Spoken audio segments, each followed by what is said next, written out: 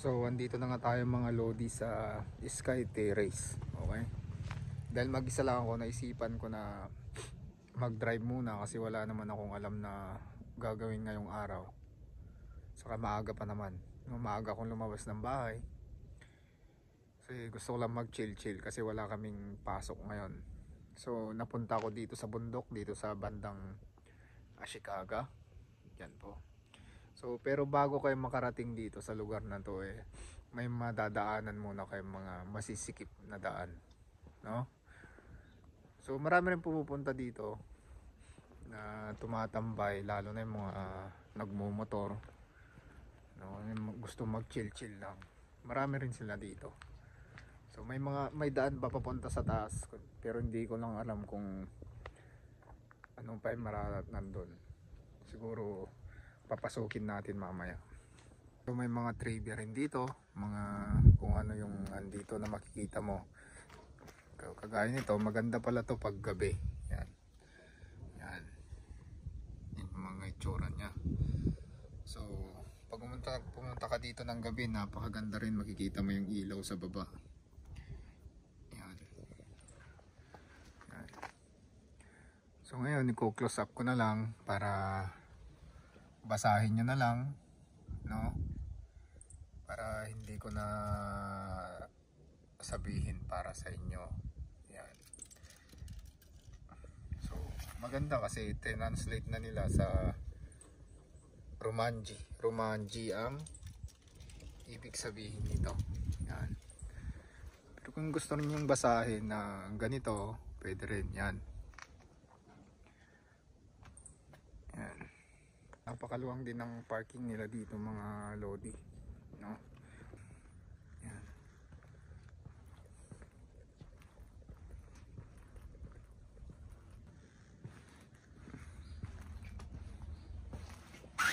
Ito yung maganda dito mga lod sa mga pasyalan na ganito dito sa Japan. Kasi kahit na nasa gitna ka ng kabundukan o liblib na lugar, basta may pasyalan, meron talagang mga toilet kagaya niya, no? So priority nila yung toilet, ano, hindi nawawala yan, no? So napakaganda nga rin dito na tumambay.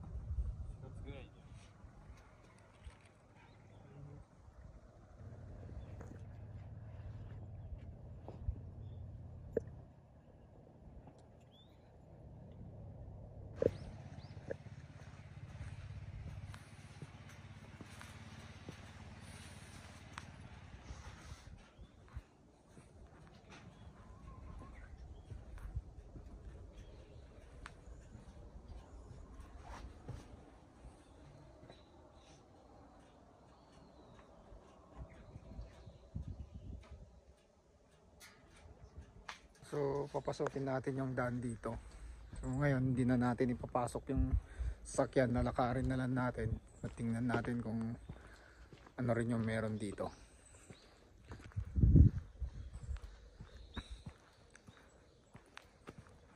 So merong daang pababa.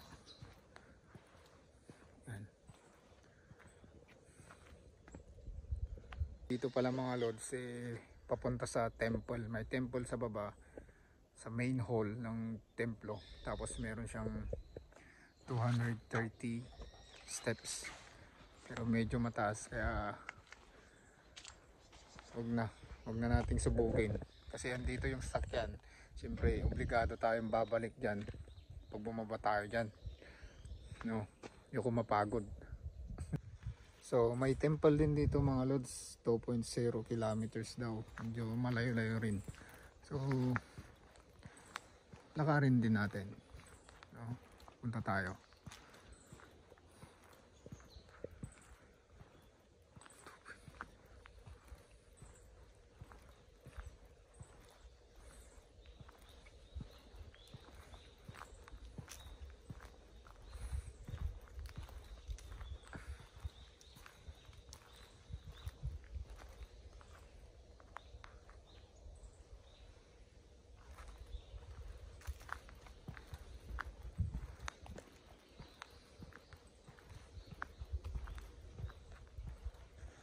Medyo malayo pala mga lods, kasi lalakarin mo yan, 2 kilometro pala yan.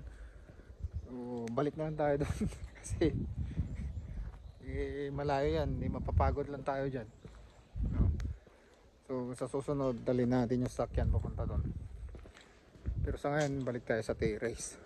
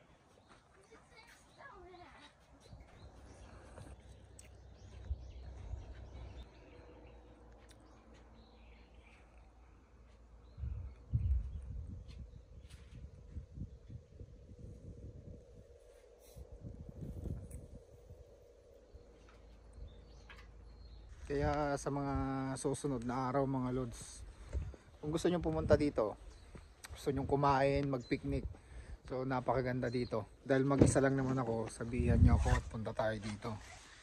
So tapos na rin tayo magmerienda at bababa na rin tayo.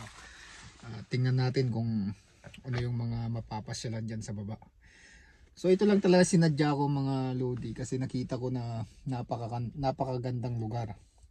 So binabalak kong puntahan to ng gabi, kasi nga sa gabi makikita mo yung liwanag ng mga ilaw doon sa baba, yung mga building yun, mga bahay doon. Pag umilaw lahat yan sa gabi, napakagandang pagmasdan. So pag andyan ka nga naman, nakaupo lang dyan sa terrace na yan, ang sarap sa feeling, yung nare-relax ka, yung matutulala ka, kasi tahimik dito mga lods. So malayo ka sa stress, no? Yung gusto mo lang magpahinga, gusto mo lang magmuni-muni, masarap puntahan ang lugar na to. So ngayon bababa naman tayo, tingnan natin yung mga andyan sa baba. So may mga park na ginagawa dyan sa baba mga lods, nadaanan ko kanina, mga bago lang siya. So siguro itong susunod na buwan okay na sila, pwede na naman natin puntahan. So dito lang mga lods, medyo masikip yung daan, saka bangin talaga dyan sa baba. So kaya daan-daanan tayo, lalo na pag may makasalubong, ang hirap din. So daan-daan tayo sa pagbaba. Yan, bangin talaga yun, bangin.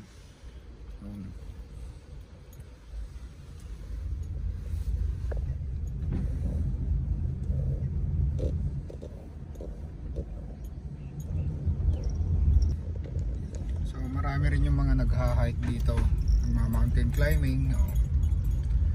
Yan.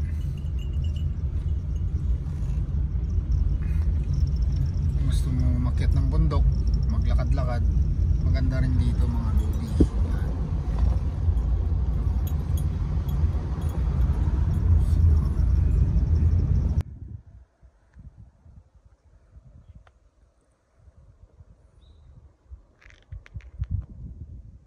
So dito pala napaka lumang village na, no? Marami ring mga bahay dito na abandon na, wala na nakatira. So kunti na lang mga tao dito. So ngayon pupuntahan natin yung bago yata to, bago. Kung yung daan kanina na pababa, yung 230 steps ba yan? Sinabi ko kanina. Dito yun mga lods, dito rin siya, ditong banda, dito ka bababa nun. So ngayon dito tayo at titingnan natin kung ano makikita natin dito.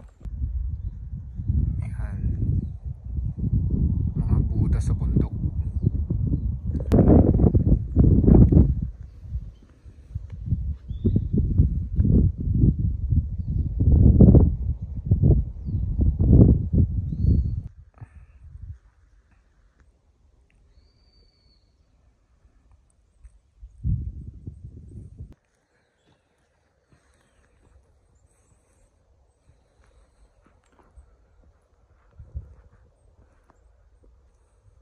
Dito rin pala mga lodi, kung sino yung mahilig magbike, no?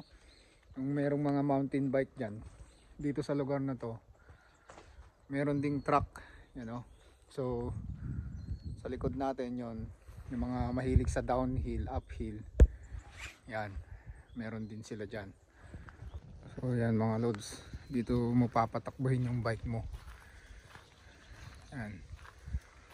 Tapos pag galing ka sa taas, dyan yung babaan. Doon.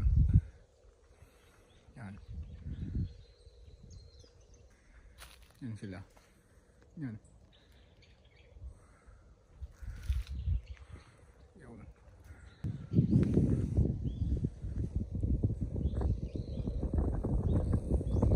So dito mga lods, yung mga Buddha, may yan sa likod ko, may bakante pa.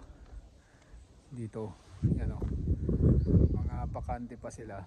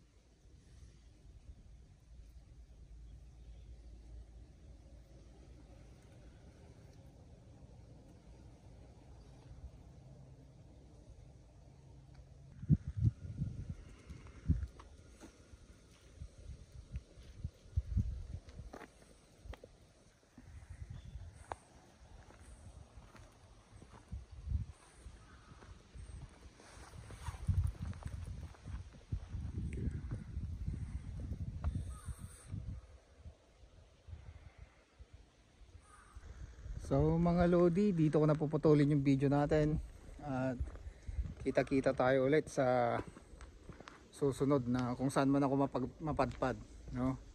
Dahil mag-isa lang ako lumalakad minsan. Kung gusto niyo sumama, sabihin niyo lang, comment lang kayo diyan, no? At makisakay na kasi sa akin at tayo papasyal. So babalikan natin tong lugar na to mga lods kasi marami pang pinapatayo, marami pang inaayos. So sa susunod balik tayo dito, makasakali maglaro rin tayo ng bike dyan, no? Yan, sa truck na yan. So rock and roll mga idol, maraming salamat.